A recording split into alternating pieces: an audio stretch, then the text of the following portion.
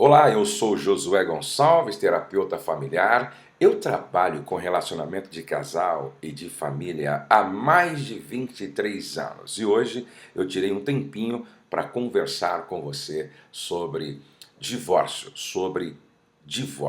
Bom, ninguém se casa pensando em construir para si mesmo um campo de concentração. Ninguém se casa pensando em fazer do seu próprio casamento uma prisão, um lugar de dor, de angústia. Não. Todas as pessoas que se casam pensando em ser feliz, em fazer alguém feliz.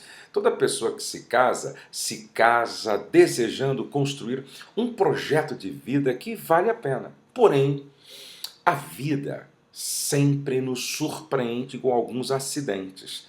E talvez você que parou agora para me ouvir está passando exatamente por um momento onde um acidente de percurso está acontecendo. E você parou para ouvir, para depois tomar uma decisão.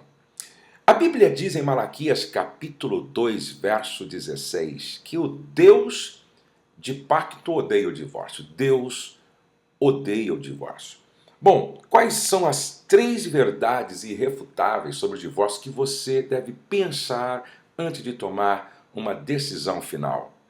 O divórcio não foi instituído por Deus. O casamento é ideia de Deus. O divórcio é fruto do coração endurecido do homem. O próprio Jesus disse: olha, no princípio não foi assim. O divórcio não é da vontade de Deus. Embora o divórcio seja permitido em caso de infidelidade, em caso de abandono, ele não é obrigatório. Olha, melhor do que o divórcio é o perdão e a restauração. O divórcio é uma quebra de uma aliança feita na presença de Deus. E se você me pergunta, por que que o Deus de pacto odeia o divórcio? Deus odeia o divórcio porque quando um divórcio acontece, ninguém ganha. Ninguém ganha. Não ganha Deus, não ganha ele, não ganha ela, marido e mulher, não ganha a família dele, a família dela, não ganha os pais, o sogro, não ganha os cunhados, não ganha a sociedade, não ganha a igreja. Eu até brinco que quando um divórcio acontece, quem ganha é o diabo e o advogado. O diabo e o advogado. Todos os outros perdem. Veja, o divórcio é uma guerra. Em uma guerra, muitos saem feridos e outros mortos. O divórcio é um terremoto que desinstala, desagrega, traumatiza. O divórcio é a apostasia do amor. O divórcio é a apostasia do amor. É rejeitar alguém que um dia foi intensamente desejado. É rejeitar alguém que um dia foi intensamente desejado. O divórcio é a apostasia do amor. Por isso, se dependesse só de Deus, não haveria divórcio. Se dependesse só de Deus, não haveria divórcio. O divórcio não pode ser visto como uma porta de saída. Ele tem que ser visto como uma porta de emergência. Para que serve a porta de emergência? É quando ou você pula ou morre, ou você sai ou você morre queimado, morre queimada. Porta de emergência. Se você me pergunta, pastor, o senhor é a favor do divórcio?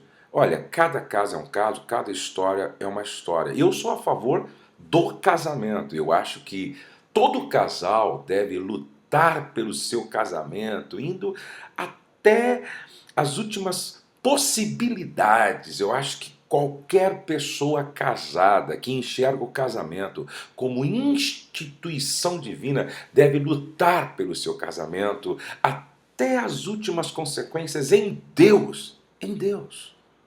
Casamento é uma escola onde os dois se matriculam para aprender a ser aquilo que nunca foram. E muitas vezes, quando os dois se abrem para isso, as coisas mudam. É lógico, eu sei que existem situações irreversíveis, às vezes, aos olhos dos homens, complexas, difíceis. Mas a gente precisa crer em milagre. A gente precisa crer no sobrenatural de Deus. Olha, Deixa eu dizer algumas coisas para você que está pensando seriamente em tomar a decisão pelo divórcio. Deixa eu dizer algumas coisas para você.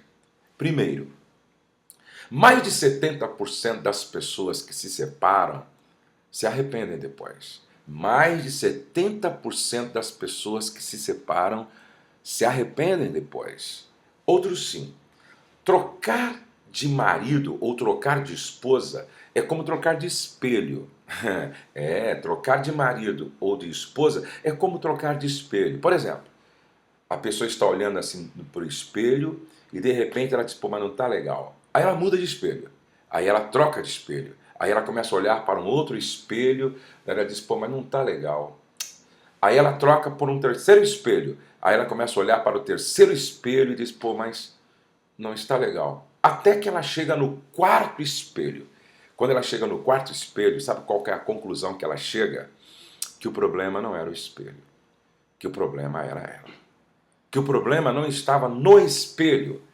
Que o problema estava na sua dificuldade de mudar a partir daquilo que ela via nela mesma através do espelho. Gente, preste atenção. Casamento é coisa muito séria. O Deus de pacto odeia o divórcio. E quem quebra uma aliança, um pacto, pode ser quebrado pela aliança e pelo pacto. Você já lutou o máximo que pôde pelo seu casamento? Você já buscou ajuda com um terapeuta, uma terapeuta? Você já se inscreveu num curso de casais? Você já participou de um trabalho de orientação conjugal?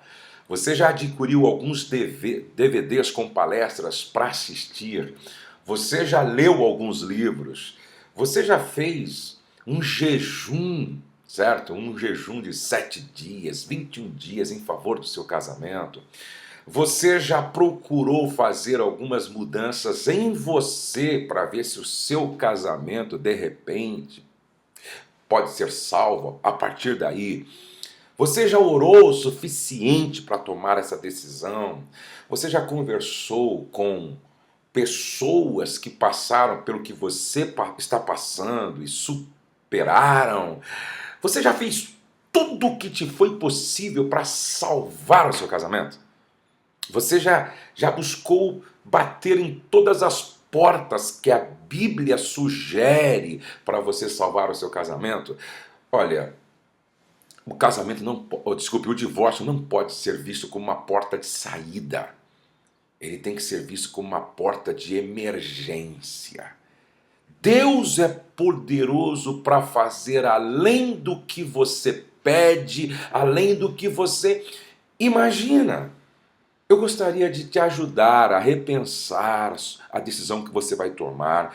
Eu gostaria de te ajudar. De repente, quem está me assistindo agora, por exemplo, foi vítima de uma traição. O seu marido te traiu, ou a sua esposa te traiu. Olha, eu como conselheiro de casais, que trabalho há mais de 23 anos ajudando casais, eu já vi maridos perdoando a esposa e reconstruindo o seu casamento com base na graça e no perdão, e hoje os dois dizem, somos mais felizes do que antes, depois da reconstrução, depois da restauração. Eu já vi muitas esposas perdoando o marido que se arrependeu e mudou e foi transformado, aí reconstruíram o casamento, houve um milagre da restauração da relação, e hoje os dois dizem, como nós aprendemos? Deus transformou a maldição em bênção, hoje nós somos mais felizes do que antes. Não tem pecado que Deus não possa perdoar dentro do relacionamento conjugal quando há arrependimento. Que tal dar mais uma chance?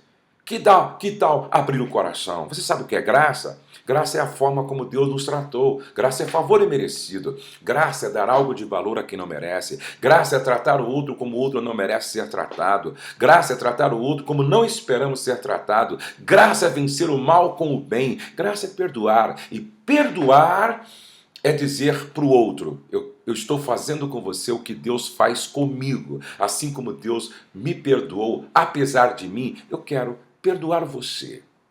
Eu quero perdoar você. O perdão sempre foi e será o caminho da restauração. Pense um pouquinho mais.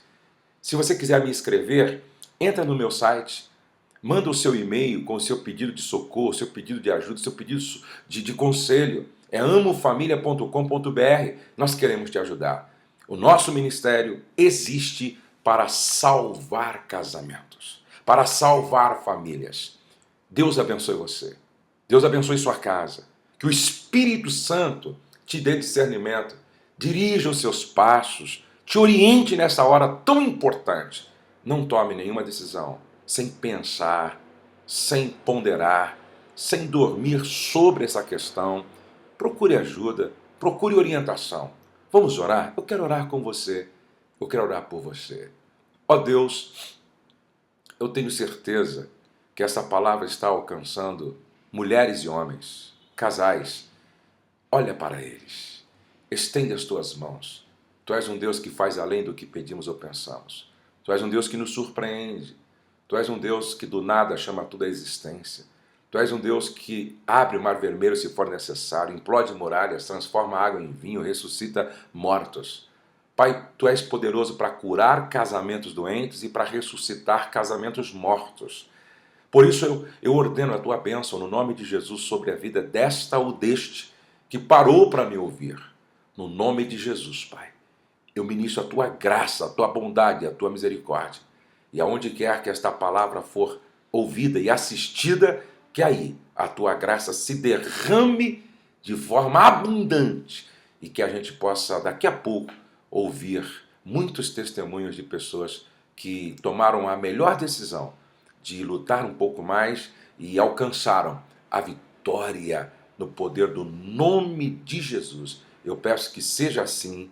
Amém e amém. Deus abençoe você, um grande abraço. Não deixe de nos acompanhar no Facebook. É facebook.com/PR Josué Gonçalves. Um grande abraço.